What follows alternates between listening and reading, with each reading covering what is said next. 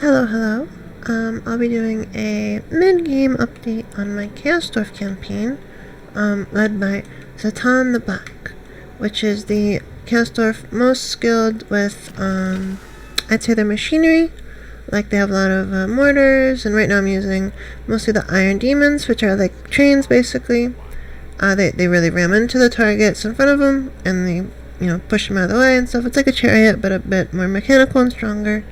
And then I have the Death Shrieker rocket launchers, which are like mortars, but they do a lot more better with AoE damage against infantry, because the missiles they shoot strike out. And I have one little cannon here, and mostly kind of not very good units, honestly, besides these two on this army. But yeah, I'm doing good against some enemies so far. But so it all started with the Voli, which is one of my main two capitals. I have the Voli right now, and I have the Red Fortress in the Red Wastes. And I've conquered taken over this whole northeast part of the whole map. This is the corner. So there's really no threats that can come from this side, which is a good thing, realistically. It's an advantage that the starting location of the Voli gives. Because, there's no threats that can happen from these sides. But on the southern front here, we have one potential ally and one likely enemy.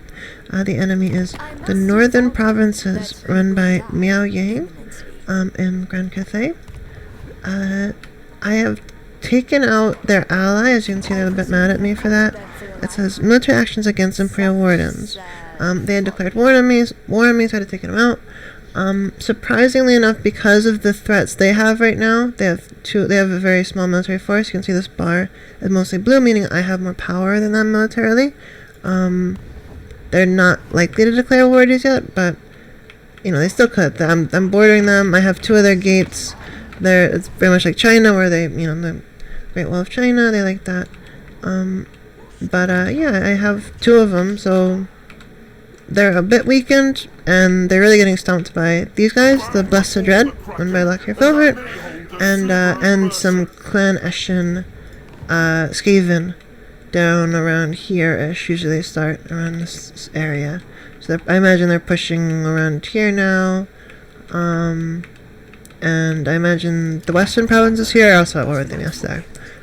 Which is the other strong Grand Cathay faction in the region. As for Blessed Dread, I am mostly friendly with them right now. Not completely. They like that I ended the war on the Imperial Wardens, but over time they'll likely get more mad at me because they'll forget about that.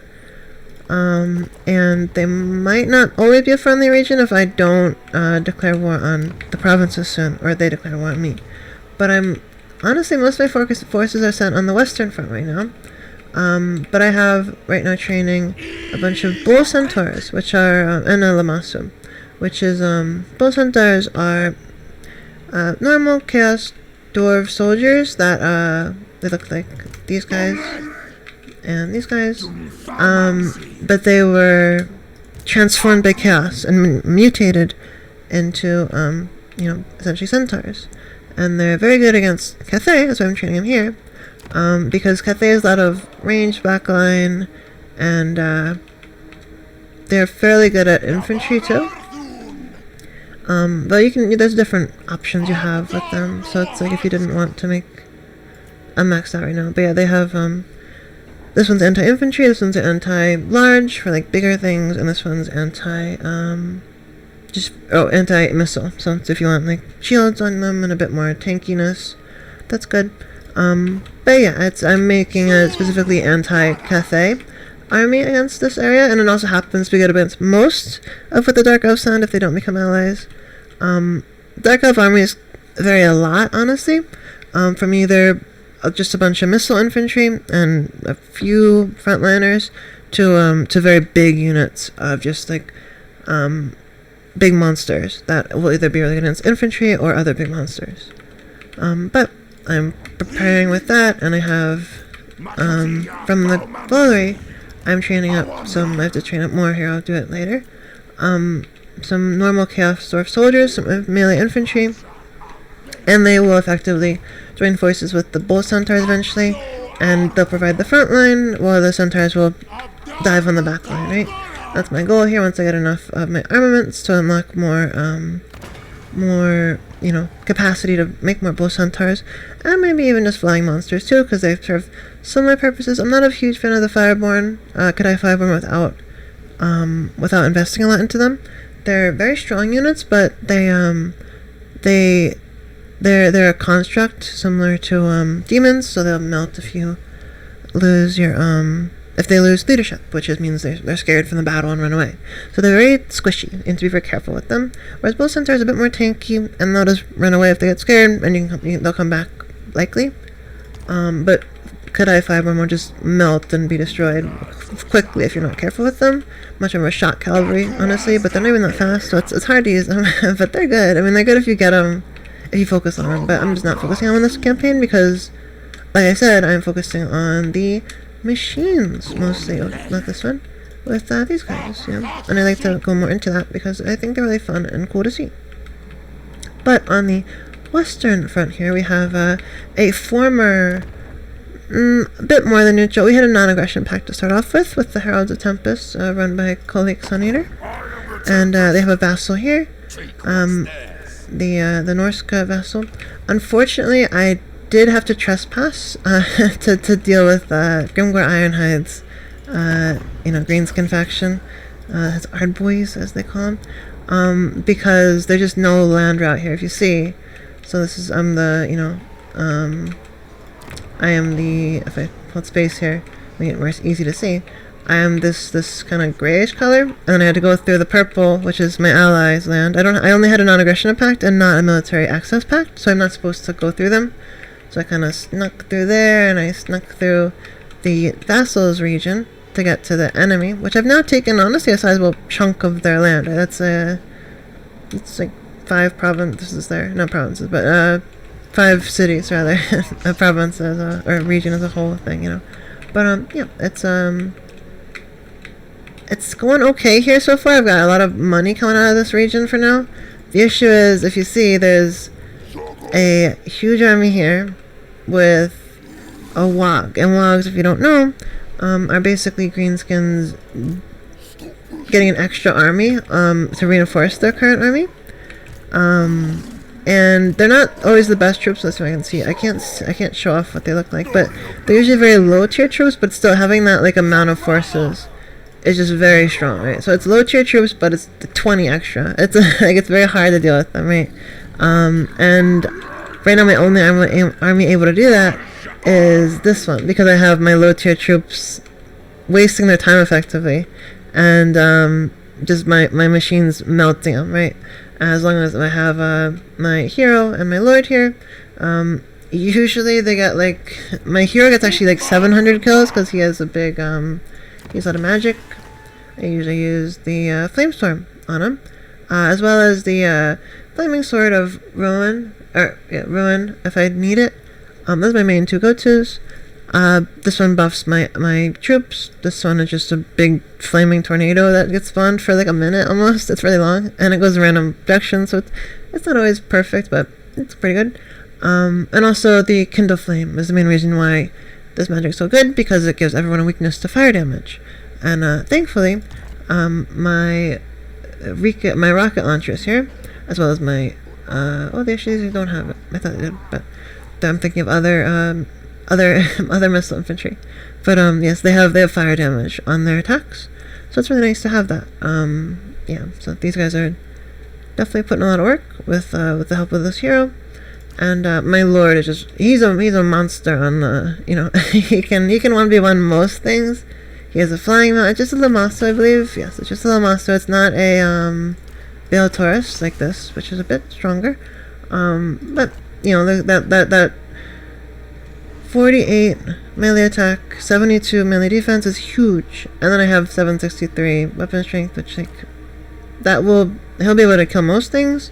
It doesn't matter what I want to use him for, because he also has a lot of abilities, so I can't really easily show you without hovering over a bunch. Oh, yeah, I can. So, yeah, there's just a bunch of just abilities you can use, like spells, in the campaign. But yeah, so he's doing his best to try to take over this land before these two huge armies take more. But it's not going too well. I may have to actually abandon these for money.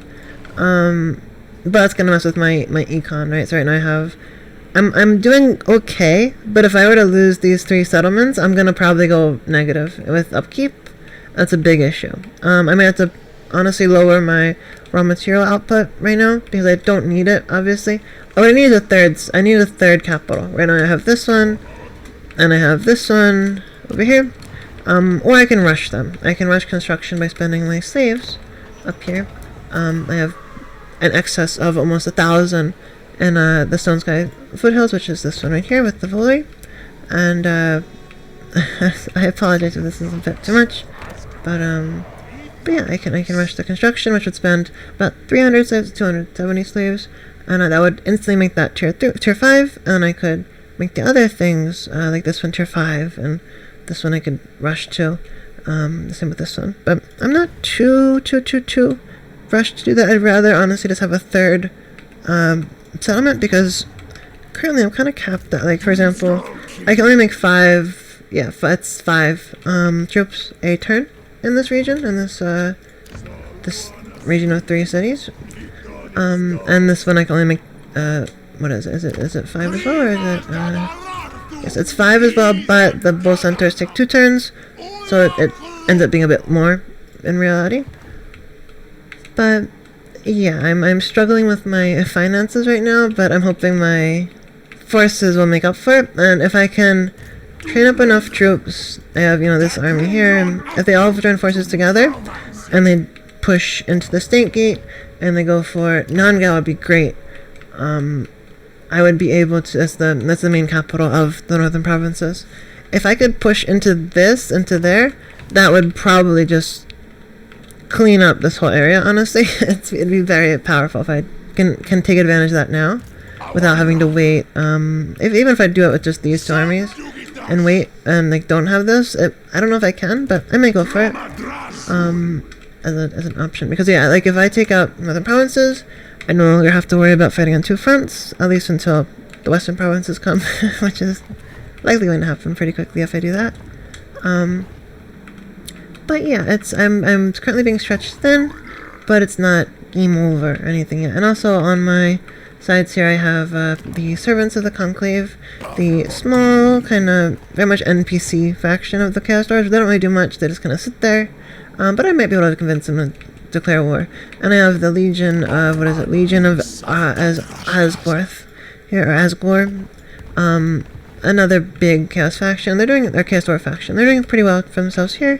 I'm trying to get them to declare war, but they're just not wanting to fight Grimgor Ironhide, which is an issue because I really need their help.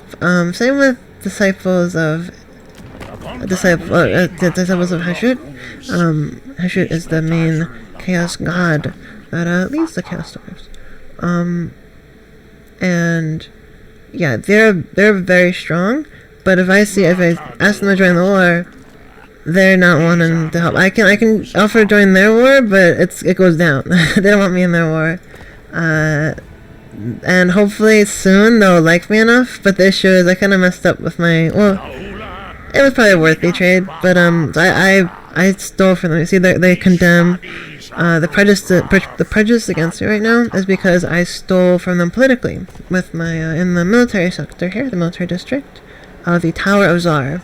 The Tower of Zar is a Chaos Dwarf specific mechanic, and you basically spend these points you get every turn, the Conclave Influence, to take over one of these parts of a district. And if you get all 4 in the tier 1 zone, you'll get this buff up top, right? So they each have their own small buffs. Like this one is just an army ability, which is really nice to have. It's just more armor for a pretty big region for like 30 seconds, not region, but part for like 30 seconds. And yeah, you become tanky. And then this one is, yeah, campaign movement, not that important. Armaments per turn is nice, just more economy. And this one, granting random weapon or armor, is like, it's just nice early game, and you end up not needing it late game, but it's like you already have so much that you always have the good options. And I pushed for this, right? So I stole this one, the plus 15 movement from Disciples of Hashut, and I got the immediate cause wall breaches when besieging. So basically, if I start a siege battle, there's just going to be holes in the walls, and they're not going to be able to defend them as well as usual, which is just it's a fun one, but it's also very strong against Grand Cathay. It's actually ineffective against greenskins. I didn't know at first. I thought it would still be a little effective, but their buildings just, they don't really have proper cities, right? They have like half cities. They have like, it's hard to explain, but without showing. But they don't really have a proper like base, you know. They just have like little like camps almost. A bit stronger than camps, but like, yeah, it just doesn't count as much. But yeah, against Cathay it'd be good to have it, but like I said, it did hurt me politically, and it did slow down my rate of getting to these higher tiers too. Like I missed out on any of these abilities instead because I just didn't want them as much, honestly. And I don't really have many I would have gone for this one. I just don't have any factory settlements to actually go for. I have maybe 2. I don't really build that many. I'm much more focused on outposts right now because they give more money. But that might change because I'm definitely having an excess of raw materials. Basically, outposts make raw materials by spending slaves and money. They make money and raw materials by spending slaves. Factories gain money and armaments from spending raw materials, and then you gain slaves through battle. And right now, like I said, I have an excess in my 3 regions where I have a lot of outposts, and it's good to have excess, but I maybe don't need this many. I should be using some labor actions, which will use my slaves for other benefits, right? And if I do that, I can convert a bit more outposts into factories, and I can put down this 12,000 number and turn it into more profits of money and armaments, which will let me again unlock more bow centaurs and all the other things I wanted to unlock, like my war machines, like I said I wanted to focus on, and I have a good amount of those already. But yeah, it's a good summary pretty much. I have good plans with this campaign. I think it'll go well. Definitely struggling with the greenskins down here, but I think as long as I can hold out long enough and not suffer too much for my allies to come in, or potential allies, I say, Disciples of Hashut and Legion of Asgore, what was it? Asgore. I should be fine. I just have to hope they'll, swoop to the rescue, because if these guys declare war, then bam, that's them breaching in. If these guys declare war, they'll have to. They do have one sharing border, but it's a bit hard to get there. They have to go this way around. But yeah, it should go fine if I can hold out long enough, like I said. And my army should be able to do that. I've already sacrificed a very powerful lord.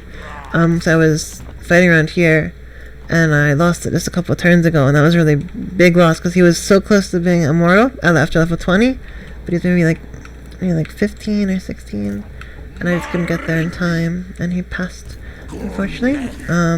But yep, I'm training up new lords here, and they'll hopefully make the loss less noticeable. But yeah, that's all I'm gonna show for now, and I might update this later, but I'm not really sure if I will. I just wanted to give a nice little update. I thought it was an interesting, position to be in. I love this campaign. I know corner campaigns are a bit rough to feel right too sometimes, because it is a bit, not easier, but it's a bit more simple, right? But that's a good thing sometimes, because you have so many mechanics that are unique to Chaos Dwarves. Like they replace growth for all these monetary exchanges, right? So you maybe don't want to be a disciple of Hashut, which has so many more borders around so many more things, though they've been very good at not declaring war on anything but one thing. I know if it was a player playing him, the NPCs would be all over, and fighting on every front's very much harder. But yeah, that's hope you enjoyed, and I'm gonna go. Bye bye.